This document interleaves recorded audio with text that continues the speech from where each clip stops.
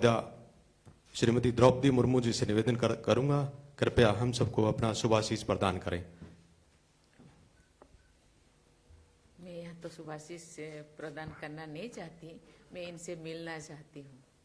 मुझे बताया गया है कि यहाँ राज्य के डॉक्टर्स, आशा कर्मियाँ, एएनएम और यहाँ स्पोर्ट्स पर्सन सब आए हैं। मैं थोड़ा उनको जानना चाहती हूँ, डॉक्टर्स कौन कौन है मैं थोड़ा जानना चाहती हूँ।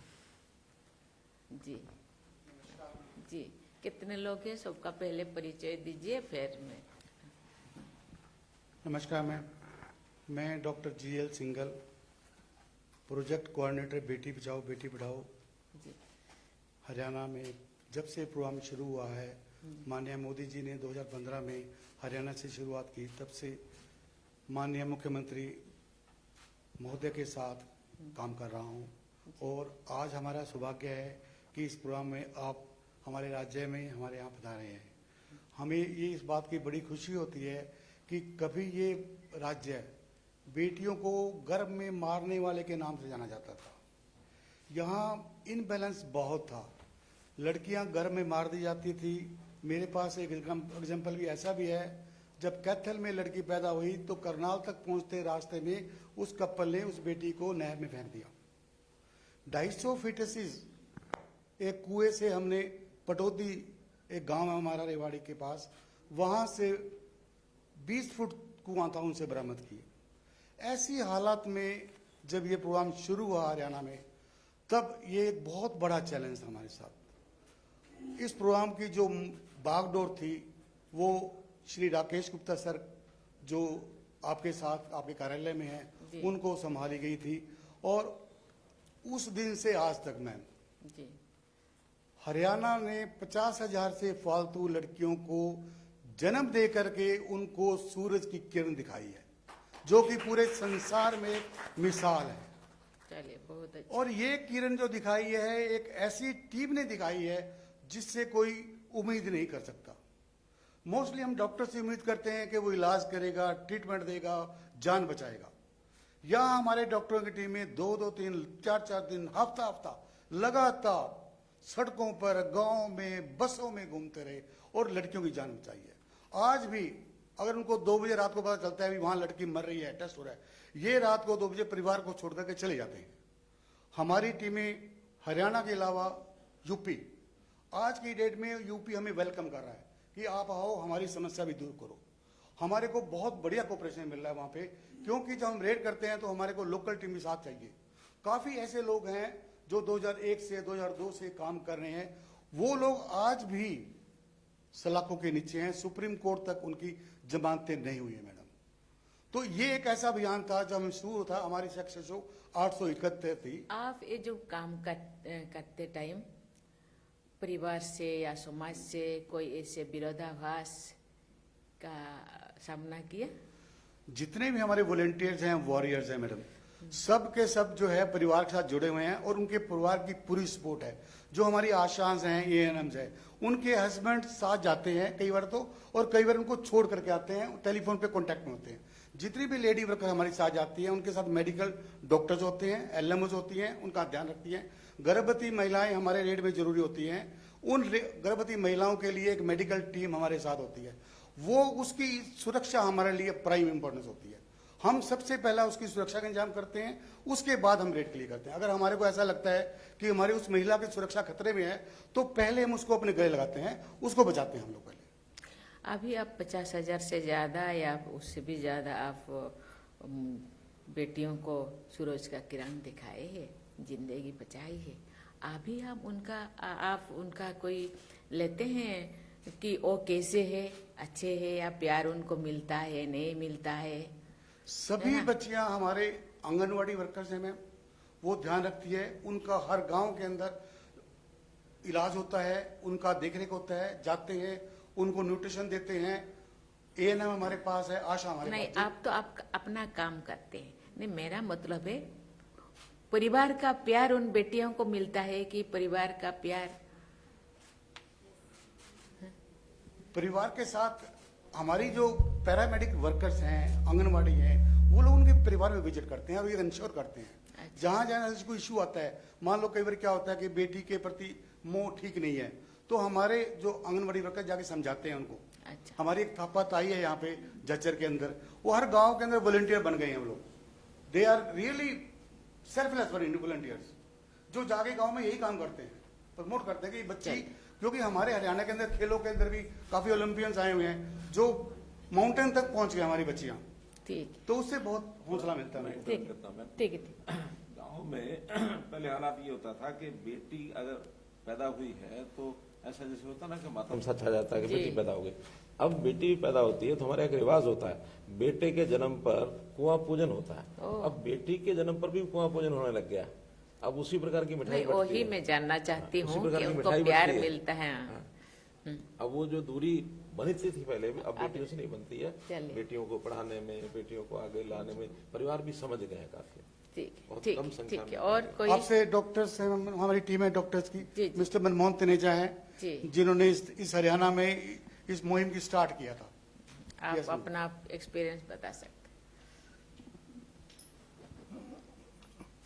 भारत की प्रथम महिला महामहिम राष्ट्रपति जी को मेरा वंदन। मेरा नाम मनमोहन तनेजा है। मैं हरियाणा राज्य का औषधि नियंत्रक हूं। मैं जब जिला स्तर पर नियुक्त था तो जिला पीएनडीटी एडवाइजरी बोर्ड का सदस्य हुआ करता था और वहां पर लिंगानुपात को कैसे सही किया जाए इसके बारे में डिस्ट्रिक्ट एडमिनिस्ट्रेशन में चर्चा हुआ करती थी। उस समय हमारे यहाँ अल्ट्रासाउंड केंद्रों पर लिंग जांच की हमें सूचनाएं मिलती थी। हरियाणा सरकार ने उन अल्ट्रासाउंड केंद्रों पर छापामारी करने और उन्हें पकड़ने के लिए हमें आदेश दिए। माननीय मोदी जी ने जब बेटी बचाओ बेटी पढ़ाओ कार्यक्रम की शुभारंभ हरियाणा के पानीपत से 2015 में की, तो माननीय मुख्यमंत्री श्री मनोहर लाल जी खट्टर ने हमारे यहाँ पे एक सेल का गठन किया, सीएम सेल में। और हमें सबसे बड़ी दिक्कत आती थी कि जब हम उनके यहाँ चेक करते थे और फॉर्म वगैरह में गलती मिलती थी तो कंप्लेंट दायर होती थी कोर्ट में। गिरफ्तारी का कोई उस समय हमारे यहाँ पे इतना कुछ नहीं होता था, तो हमने पुलिस ऑफिशियल्स के साथ इंटरेक्शन करके इसमें एक ऐसी क्लॉज थी सेक्शन 28 में कि these offences are non available and cognizable. तो रोहतक में हमने पहली स्टिंग ऑपरेशन किया। एक डॉक्टर के यहाँ हमने डिकॉय भेजा और उसने उसका लिंग जांच कर दिया, तो मौके पर ही हमने पुलिस से उसको गिरफ्तार किया, उसकी मशीन सील की। This was the first FIR in Haryana and doctor was arrested. तो डॉक्टरों में एक भय हो गया। तो हरियाणा में ठीक है, ठीक है। हरियाणा में जो रजिस्टर्ड अल्ट्रासाउंड सेंटर थे उन्होंने ये कार्य प्राय उन दिनों फिर बंद किया। तो ये क्योंकि इसमें फिर दलाल किस्म के लोग जो अनऑर्गेनाइज्ड सेक्टर के थे उन्होंने बाहर के प्रदेशों में लिंग जांच जाकर महिला को, गर्भवती महिला को बाहर ले जाते थे, राजस्थान, दिल्ली, पंजाब। तो हमें एक मैं रोहतक में मैं फिर प्रमोट होके सीनियर ड्रग कंट्रोल ऑफिसर बन गया, तो मेरे पास चार जिले आ गए। तो झज्जर में हमें एक सूचना मिली, झज्जर जिले में बहादुरगढ़ में, कि एक दाई है वो गर्भपात करती है, जो जिसकी गर्भ में बच्ची होती है उसका गर्भपात कर देती है। ठीक है, ठीक। तो हमने उसके ऊपर छापा मारा, उसके पास एक डायरी मिली जिसमें 500 गर्भपात वो कर चुकी थी। और हमने उसकी ट्रैकिंग की तो पता चला कि वो दिल्ली से अल्ट्रासाउंड करवाती है पहले उस महिला का और फिर उसका गर्भपात कर देती है। तो दिल्ली हमारे चलिए, बहुत आप लोग बहुत अच्छा, हाँ, उससे बहुत अच्छा एक्सपीरियंस है। मैं थोड़ा आशा दीदियों से भी उनका एक्सपीरियंस में थोड़ा सुनना चाहती हूँ, ANM से भी जानना चाहती हूँ। जी, अच्छा, एक कोई बोले, बहुत लोगों से फिर मुझे बात रिस्पेक्टेड मैम, नमस्कार जी। मैं 2010 से अंबाला सिटी में आशा वर्कर के पद पर कार्यरत हूं और 2015 से मैं स्वास्थ्य विभाग की टीम के साथ बेटी बचाओ बेटी पढ़ाओ अभियान के तहत जुड़ी हुई हूं और मैंने कुल 19 रेडों में स्वास्थ्य विभाग की टीम के साथ मैं शामिल हुई हूं और सारी की सारी सक्सेस रही हैं। वाह, वेरी गुड। और एक मैं आपको रेड के बारे में बताना चाहूंगी कि मेरे ही पड़ोस में कोई लेडी लिंग जांच करवा के आई जिसकी पहले भी एक लड़की थी और वो पता चला कि वो टेस्ट करवा के अब उसका अबॉर्शन करवाने जा रही है। मैंने तुरंत अपनी टीम को सूचना दी, मेरी टीम ने तुरंत एक्शन लेते हुए उसका अबॉर्शन होते होते हमने उसके बच्चे को बचाया। जाके टीम ने वहां पे छापा मारा और वो लड़की मैम आज 7 साल की हो गई है और उसकी बहुत केयर होती है मैम अपने घर में। बहुत सुंदर लड़की है जी। महिलाएं कभी कभी रात को भी जाना पड़ता है महिलाओं को, परिवार से आपको कोई ऐसे बाधा तो नहीं होता? नहीं मैम, पूरी सपोर्ट मिलती है, उनको पता है कि बेटियों को बचा रहे हैं। चलिए, वेरी गुड, वेरी गुड। चलिए, धन्यवाद मैम। कोई एएनएम है? एएनएम भी अपना एक्सपीरियंस बता सकते हैं। मैडम, मैं Umang ANM urban primary health centre Jhajjar में कार्यरत हूँ। मैम,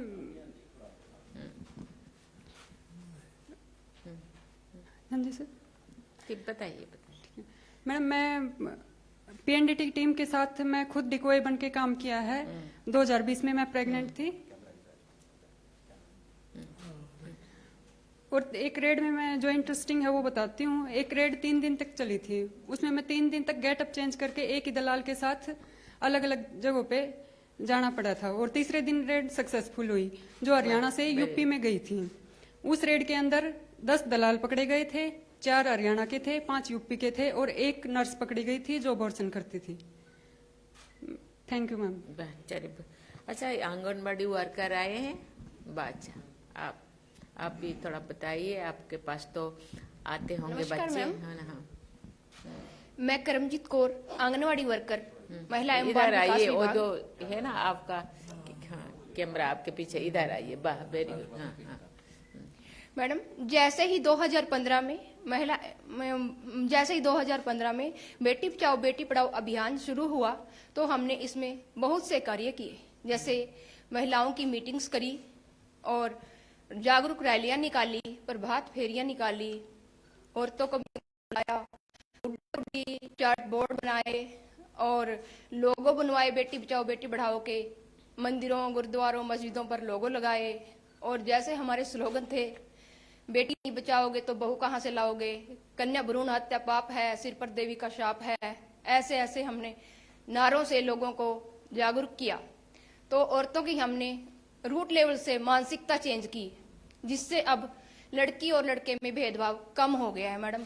और पहले हमारे यमुनानगर की जेंडर सेक्स लेवल 818 था और अब बीच में 938 तक पहुंच गया है। वाह, वेरी गुड, धन्यवाद।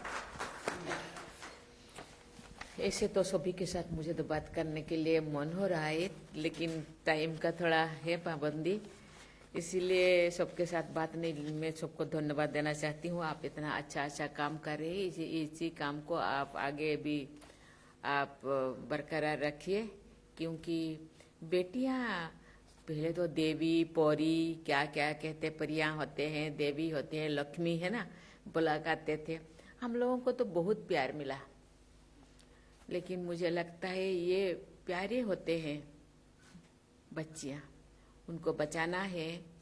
और ये हम लोगों का, ये तो बेटियों के बारे में तो मैं 2 घंटा बोल सकती हूँ, लेकिन अब जानते हैं बेटियां शक्ति स्वरूपा होते हैं। बेटियां नहीं होते तो शायद हम सब नहीं होते, ये सब जितने सब है ना, ये भाई लोग भी नहीं होते, है ना।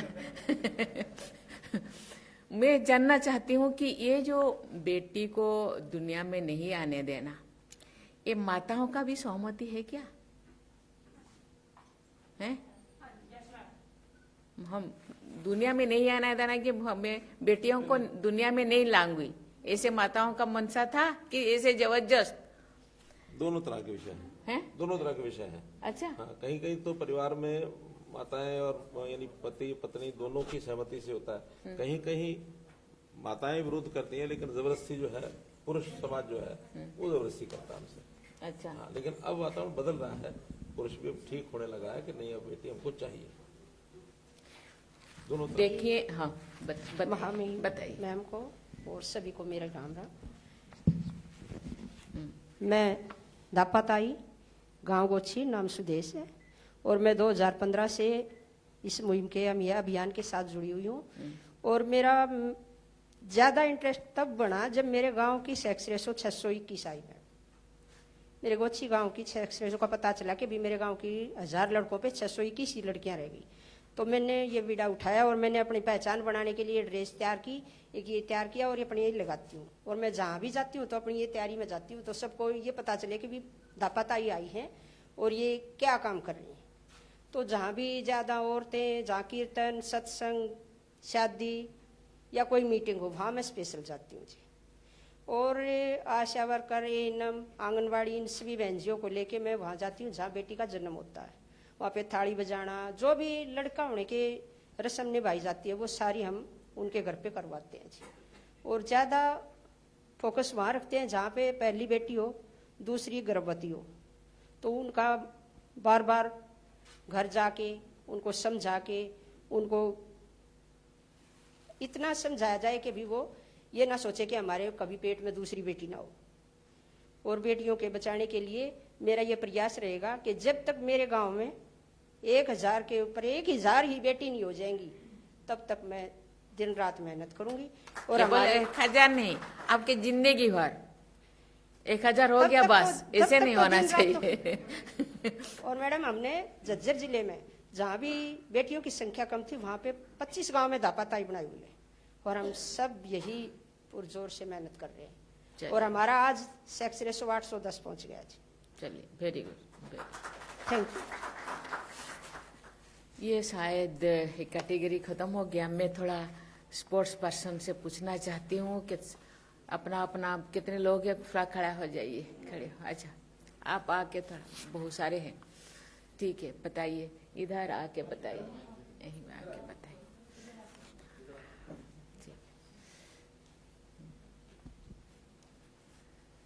तो संघर्ष की मिसाल, बेटा नहीं आए, चलिए बेटी, ठीक है, ठीक है, ठीक है। मैं लड़की हूँ मैम। नहीं, ऐसे नहीं, मेरा मतलब है सभी बेटियों को आप बुलाए हैं, बेटा जो स्पोर्ट्स पर्सन उनको नहीं बुलाए, वही मेरा मतलब है। चलिए, ठीक है। संघर्ष की मिसाल द्रौपदी मैम, आपके जीवन से मैंने बहुत कुछ सीखा है। आपने जो जीवन में पारिवारिक परिस्थितियों से आपका जो जीवन बहुत ही विपरीत रहा है और सामाजिक पृष्ठभूमि भी जब मैं आपके बारे में पढ़ती हूँ, राजनीतिक कैरियर भी, आप हम सबके लिए प्रेरणा हैं।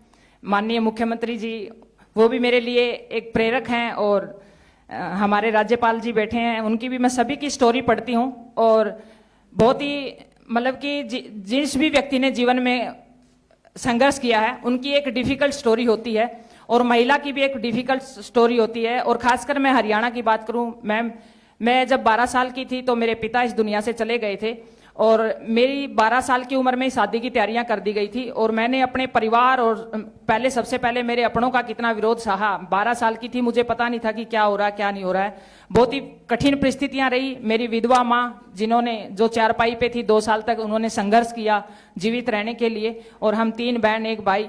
तो बहुत ही एक ऐसा गरीबी भरा परिवार, लेकिन मैं सबसे बड़ी थी। तो मैंने अपने सिर पे, हरियाणा में कहते हैं, मैंने अपने सिर पे मंडासा मारा, मैंने हल भी चलाया, मैंने ट्रैक्टर भी चलाया, मैंने खेत को भी संभाला।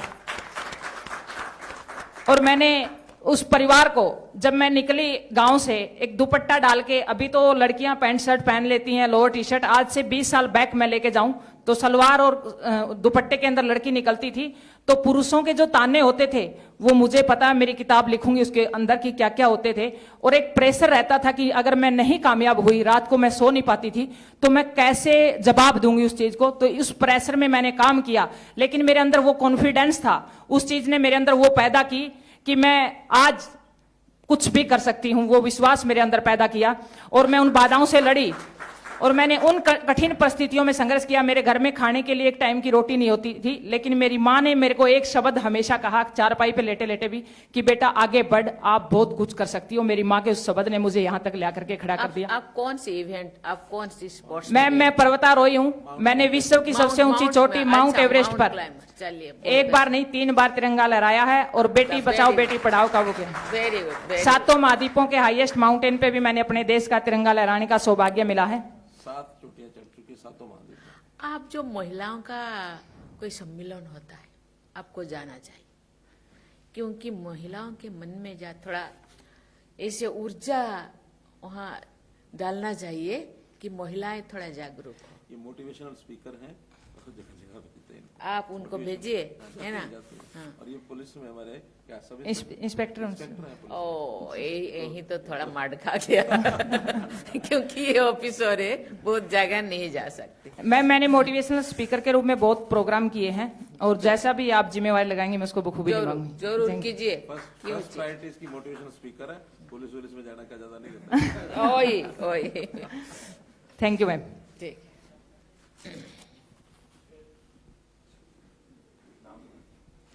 नमस्ते मैम, मेरा नाम पूजा सिहाग है। मैं गांव सिसाई हिसार से बिलोंग करती हूँ, और खेल कुश्ती में मैंने अभी 2022 राष्ट्रमंडल खेलों में ब्रॉन्ज मेडल जीता है। मेरा कुश्ती का दौर, मेरे पापा का सपना था मेरा रेसलर बनना, कि गांव से बेटी को निकाल के, ताकि मेरे पापा के लिए थोड़ा तालीम, ताकि मेरे को देख के और भी पेरेंट्स अपनी बेटी को बाहर निकाले। फिर आज से 1 साल पहले मेरे पापा दुनिया छोड़ के चले गए।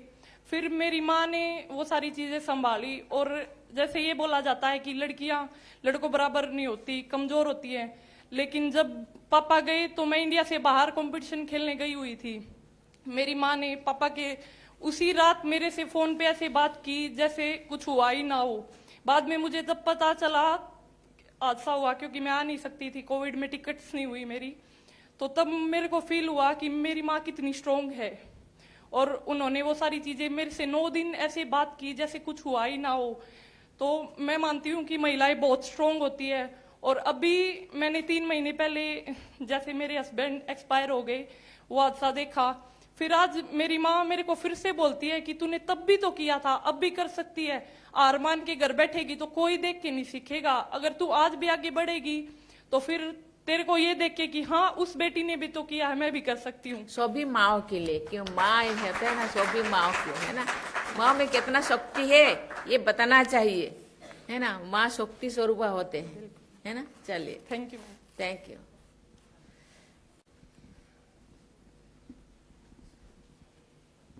नमस्ते मैम, मैं सुचिका रोहतक की रहने वाली हूँ। मैम मैंने 5 बार इंटरनेशनल में मेडल प्राप्त किया और अभी रिसेंटली कॉमनवेल्थ चैंपियनशिप में पार्टिसिपेशन किया है।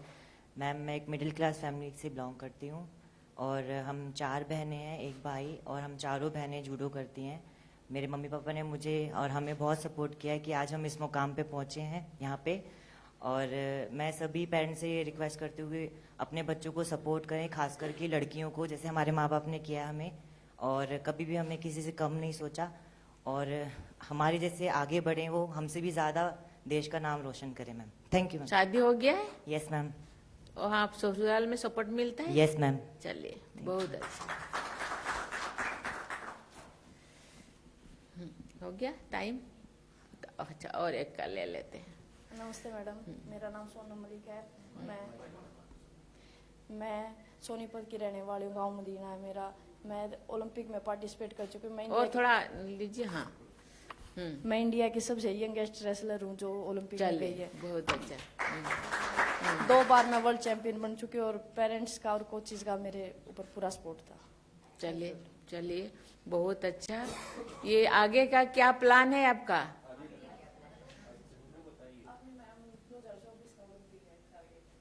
अच्छा, चलिए, बहुत अच्छा। बहुत, मुझे बहुत अच्छा लगा, क्योंकि अभी हमने देखा कि महिलाओं में कितना ऊर्जा है। वो ऊर्जा को केवल फैमिली के अंदर सीमित नहीं होना चाहिए। ये ऊर्जा पूरा देश भर में, दुनिया भर में, ये तो दुनिया तो देख रहे हैं, लेकिन हम क्यों नहीं देख पा रहे?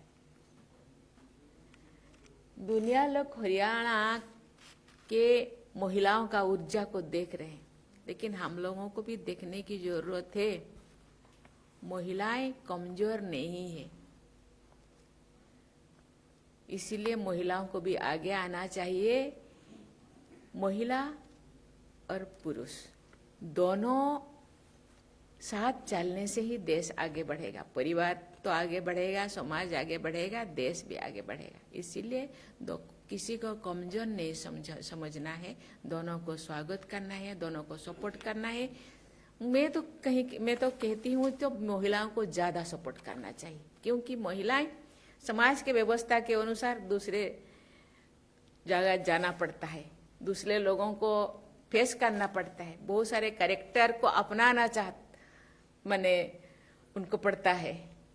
इसीलिए वो ज्यादा और बहुत सारे चैलेंजेस, बहुत सारे ऑब्स्टैकल्स को फेस करना पड़ता है। इसलिए उनको ज्यादा से ज्यादा स्ट्रांग बनाना चाहिए, उनको कमजोर बना के उनको अकेला छोड़ देना नहीं चाहिए।